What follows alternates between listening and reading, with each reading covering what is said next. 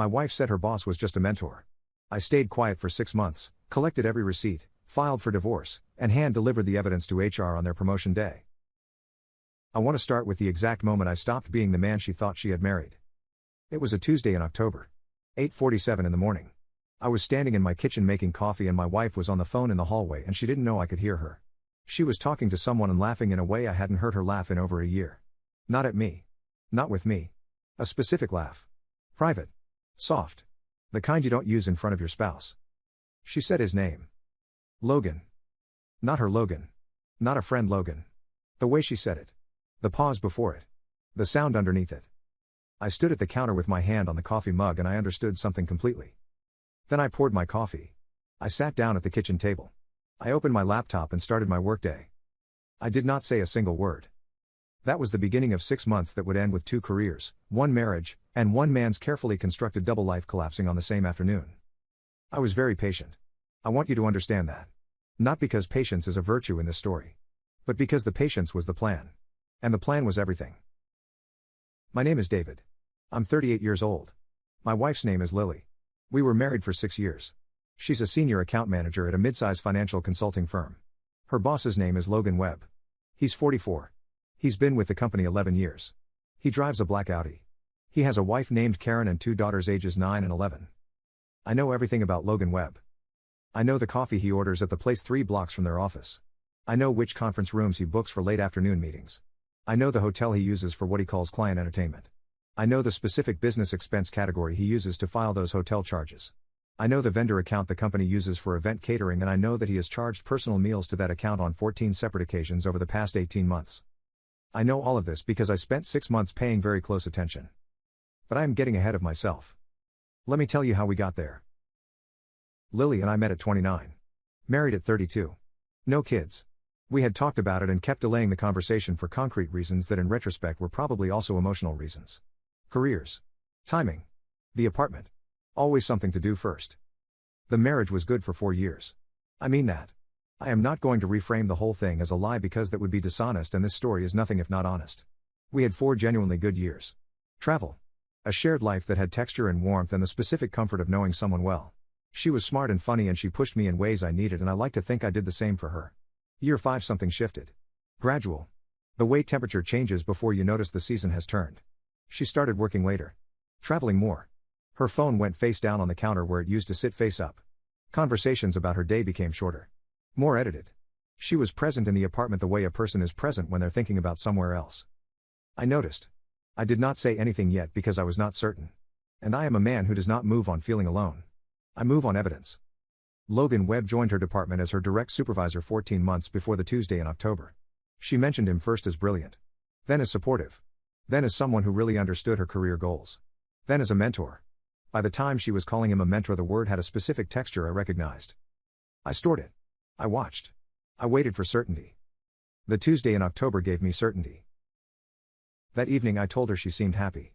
She said work was going well. I said Logan's still treating you well. She said absolutely, he's so invested in the team. She said it with a face that was arranged carefully. The word invested landed in a way she had practiced.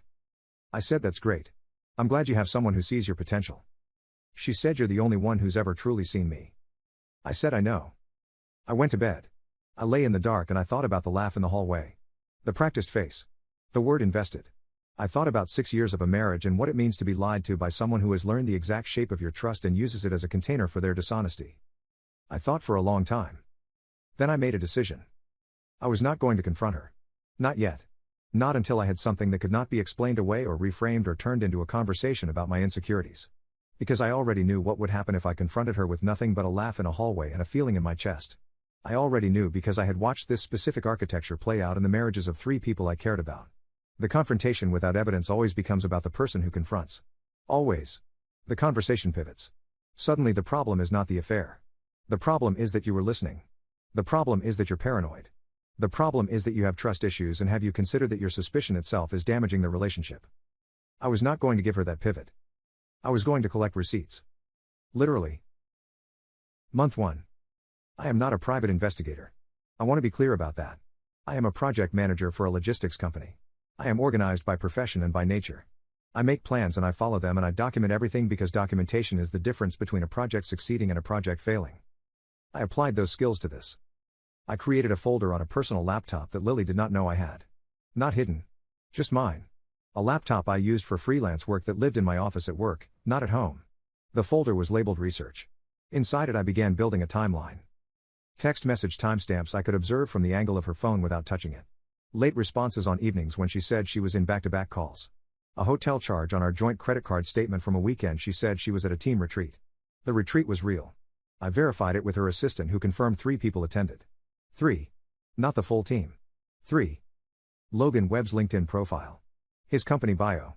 The organizational chart on the company's public website that showed his position, his direct reports, his budget authority. I noted everything. Dated everything. Saved everything. Month 2.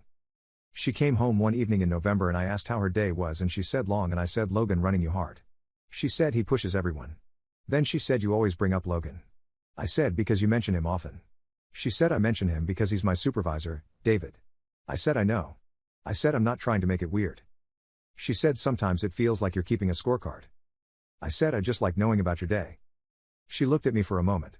Then she said you know what, I think you have an issue with me having a successful male mentor. I think that insecurity is something you should probably look at. She said it the way people say things when they're trying to reposition a conversation. Not angry. Clinical. Like she was offering me a diagnosis. I said maybe you're right. I said I'll think about that. I opened the laptop folder that evening and documented the conversation verbatim. Date. Time. Her exact words. My exact words. I was building something. She was handing me materials. Month 3. This is where it shifted from personal documentation to something larger. I had a friend who worked in HR consulting. Not at Lily's company. At a firm that worked with companies in the same industry. I bought him dinner and asked a general question. Hypothetically, I said, if a supervisor was using company resources for a personal relationship with a direct report, what would that look like from an HR and compliance standpoint? He talked for 45 minutes. Policy violations. Conflict of interest. Power dynamics and consent considerations when a supervisor is involved with someone whose career they control. Expense fraud. The specific legal exposure created when company funds are used to facilitate a relationship that exists outside the employment relationship. He said companies take this very seriously. He said the employee with less power, the direct report, is often treated as a victim of a power imbalance regardless of apparent consent. He said the supervisor carries the full weight of the violation. He said documentation is everything. He said companies act on documentation. I paid for dinner. I went home. I opened the laptop. I had a new direction. Lily's company had a public website with a press section. Corporate announcements. Quarterly reviews. One announcement from 8 months ago mentioned that Logan Webb's team had exceeded revenue targets and that leadership was pleased with results under his management. 11 days later a charge appeared on the joint credit card. A hotel 40 minutes from the city. A Tuesday night. Lily had told me she was at a client dinner that ran late and she would stay with her colleague Diane rather than drive home. I called Diane the next morning. Not Lily's phone. Diane's direct work number. I told the receptionist I was following up on a dinner reservation from the night before and needed to confirm a detail with Diane directly. Diane came on the line. I said I was so sorry to bother her and that I was coordinating a surprise for Lily and needed to confirm she had gotten home okay last night. Diane said she hadn't seen Lily since Friday. I said of course. I must have the dates mixed up. I apologized for the confusion. I documented the call. Date. Time. Diane's exact statement.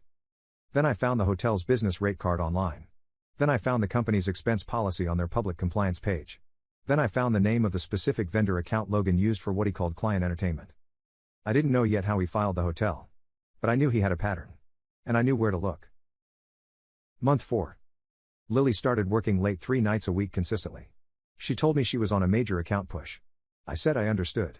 I said I was proud of how hard she worked. She looked at me when I said it. Searching my face for something. She found nothing because I had decided there was nothing for her to find. One evening she came home and said she needed to talk to me about something. My chest did a specific thing. I kept my face still. She said she thought we needed couples counseling. She said she felt distant from me. She said she felt like there was something between us she couldn't name. She said she wanted us to work on the marriage. I said I thought that was a good idea. I said I was willing to do that work. She looked surprised. I think she expected resistance. I think she expected me to say there's nothing wrong with the marriage, which would have turned into an argument she was prepared for. I gave her agreement instead and watched her recalibrate in real time. We booked a counselor. Dr. Reyes. We went 4 times. In our 3rd session drive. Reyes asked me what I thought was missing from the marriage. I said trust. Dr. Reyes asked me to expand on that. I said I think we've both developed habits of not fully saying what we mean. I said I think there are things we're not being honest about. Lily looked at me across the room. Her expression was controlled. Dr. Reyes said that was good awareness. She asked Lily how she felt about what I'd said. Lily said she felt like I was sometimes suspicious without reason. She said she thought my trust issues came from my family history. She said she'd tried many times to help me feel secure and that it was exhausting to be treated as if she was hiding something when she wasn't. Dr. Reyes wrote something down. I said I heard that. I said I appreciated her sharing it. I said I was going to keep working on it. On the drive home, Lily said she was glad we were doing this. She put her hand on mine at a red light. I said me too. That evening I added the counseling sessions to the folder. The dates. The things she said. The specific framing of my concerns as my problem. A pattern, now documented across multiple contexts. Month 5. A contact I had developed, carefully and indirectly, inside the financial services industry gave me something I had been building toward. I won't detail every step of how I obtained it because some steps involved people who helped me without fully knowing what they were helping with, and I am not going to put anyone at risk by being specific. What I will tell you is that Logan Webb had expensed hotel stays on 14 occasions in the past 18 months through a corporate vendor account designated for client entertainment. 6 of those dates corresponded exactly with dates that Lily had told me she was working late or traveling for work. 6 of 14. A specific subset. With specific dates. Cross-referenced against a specific person's work calendar through a source I had cultivated. I also had the names of 3 colleagues at the company who were unhappy with Logan Webb's management. 2 of them had filed informal complaints with their direct HR contact about what they called inconsistent promotion decisions and favoritism in account assignments. The complaints had gone nowhere. They were documented internally but unresolved. I had the name of the head of HR at Lily's company. Her name was Linda Chen. I had her direct email address from the company's compliance contact page. I had one more thing I needed. The promotion date. I found out about the promotion in month 5 through a combination of Lily's enthusiasm she couldn't fully contain and a public LinkedIn post from her company's account that mentioned leadership changes coming in Q1. Lily's name was not in the post. But the language matched what I knew about her trajectory. And she had been different for 3 weeks. Lighter. More careful with me in a way that people get when something good is happening that they can't share. I said to her one evening, "You seem happy lately." She said work has been going well. I said anything specific. She said just momentum. She smiled the way people smile when they're carrying a secret they enjoy carrying. I asked a question I had not asked before. I said, "Is Logan putting you up for something?" She said, "Why would you ask that?" I said, "You just seem energized in a specific way." She said, "You're doing the scorecard thing again, David." I said, "I'm not." I said, "I'm just paying attention to my wife." She said his name was being mentioned in some internal conversations. She said she didn't want to say more in case it didn't happen. She said she didn't want to jinx it. I said, "I hope it happens." I said, "You deserve it." She kissed me on the cheek. I went to my office. I opened the laptop. I typed the date and the information. Then I booked a day off work for the date I calculated the promotion announcement would fall. Based on the quarterly timing, based on what I knew about their announcement cycles, based on the LinkedIn post language. I was 2 days off. The announcement was scheduled for a Thursday. I had booked Wednesday. I adjusted. I had one more piece to place. The Sunday before the Thursday I drove to Karen Webb's neighborhood. Logan's wife. I want to be clear about what I did and did not do. I did not approach her. I did not knock on her door. I did not confront her or speak to her in any way. I sat in my car on a public street for 20 minutes and I thought about what was about to happen to her and to her 2 daughters ages 9 and 11. I thought about it honestly. Not to make myself feel better about what I was doing. To make sure I knew the full cost of it. Karen Webb did not do anything wrong. Her daughters did nothing wrong. They were going to have their lives changed significantly by information that I possessed and was choosing to use. That was a real consequence. I sat with it. Then I thought about 6 months of watching my wife arrange her face carefully every time she said his name. I thought about the hotel on the Tuesday night. I thought about Diane on the phone saying she hadn't seen Lily since Friday. I thought about the counseling sessions and the word insecure and the hand on mine at the red light while she was navigating 2 lives simultaneously. I drove home. I had already made my decision 6 months ago. I was just making sure I still stood behind it. I did. Thursday morning. I dressed for the office. I told Lily I had an early meeting. She kissed me. She was dressed well. Her good blazer. The one she wore for important days. I drove to her company's building. Arrived at 9:15. Walked into the lobby. Asked for Linda Chen in HR. Said I had a personal matter requiring her direct attention. Said it was time sensitive. Said my name and that it related to a current employee and a compliance matter. I waited 11 minutes. Linda Chen is a composed woman in her late 40s. She met me in a small conference room on the fourth floor. She sat across from me with a notepad and a neutral expression that told me she had handled difficult conversations before and was prepared to handle another one. I placed a folder on the table between us. I said, I want to begin by telling you that everything in this folder is documented, dated, and cross-referenced. I said I have copies stored in multiple locations and with my attorney. I said I am not here to negotiate or to make demands. I am here to give you accurate information because I believe your company has a compliance problem that your organization deserves to know about. She looked at the folder. She did not open it yet. She said, please go ahead. I took 32 minutes. I walked through the hotel dates cross-referenced with the expense account. I walked through the vendor account charges. I walked through the promotion trajectory of a direct report in a relationship with her supervisor. I walked through the informal complaints from 3 colleagues. I walked through the pattern of what the company's own policy manual, which I had printed and tabbed, described as a reportable conflict of interest. I did not raise my voice. I did not use emotional language. I spoke the way I present project timelines at work. Factual. Sequential. Evidenced. When I finished, Linda Chen looked at the folder for a long time.